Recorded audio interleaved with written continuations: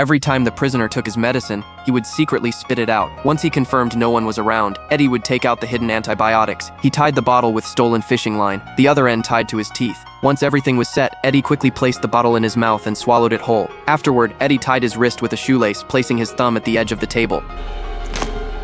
Although it hurt terribly, Eddie dared not make a sound, because he knew this was his only chance to escape. Eddie had once been the world's top assassin, which was why he was locked up in the most secure prison. But just when Eddie thought he would spend his life there, things suddenly took a turn. President John's son was diagnosed with bone cancer, but unexpectedly, only Eddie's bone marrow could match. So John had no choice but to ask Eddie for help, hoping he would donate his bone marrow. To John's surprise, Eddie immediately agreed. Soon, under heavy guard, Eddie was taken to the hospital where John's son was being treated. However, while they were talking, Eddie had already swallowed the antibiotics. Then, with the help of the doctors and police, Eddie was strapped to the hospital bed. As the doctor prepared to anesthetize him, Eddie bit through the antibiotic bottle. The doctor immediately noticed something was wrong.